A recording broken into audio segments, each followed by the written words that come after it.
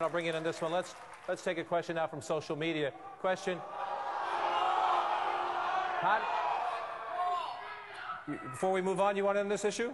They want you in on this issue. Would you like in on this issue?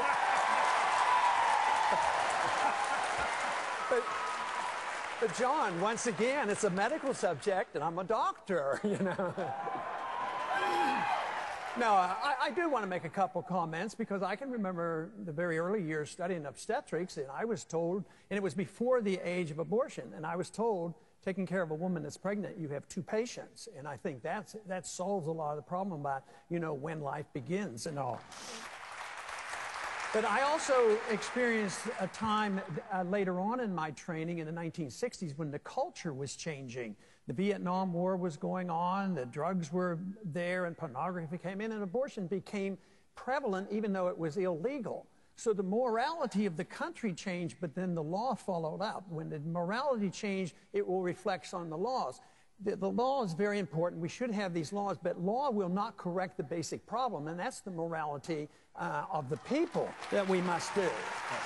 Now, just very, very briefly, I want to talk a little bit about that funding, because the flaw there is if you send funding out and you say, well, you can have it for birth control but not for abortion, all funds are fungible. Even funds that go to any hospital, if you say, well, it's not for birth control and it's not for Planned Parenthood, it's not for abortion, if you send it to the hospital, they can still use that money. This is an indictment of government-run medicine because you never can sort that all out. You need the government out of that business, or you will always argue over who's paying what bills.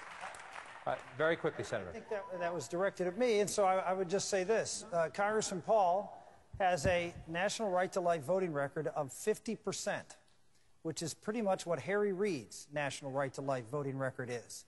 So to go out and say that, you know, you're someone who stands up for the right to life, you repeatedly vote against bills on a federal level to promote the right to life, and you say that this is an individual personal decision or state decision.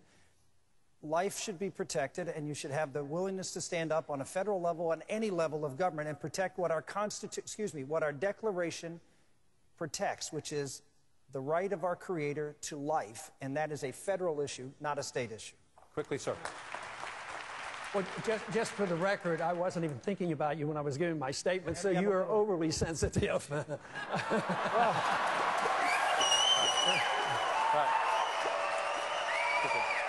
But it is true that we have a disagreement on how we approach it. I followed what my understanding is of the Constitution, and it does allow for the states to deal with difficult problems.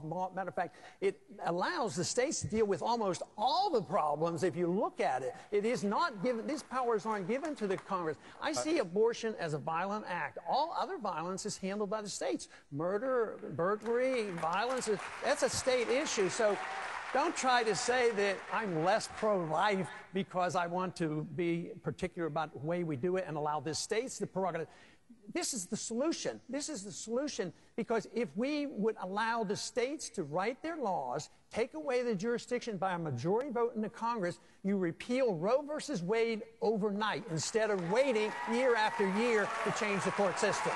All right, we need to take one more break, gentlemen. Stand by. Less than 35 hours away now from the polls opening right here in South Carolina, a state that is crucial, often decisive in Republican presidential politics. Stay with us.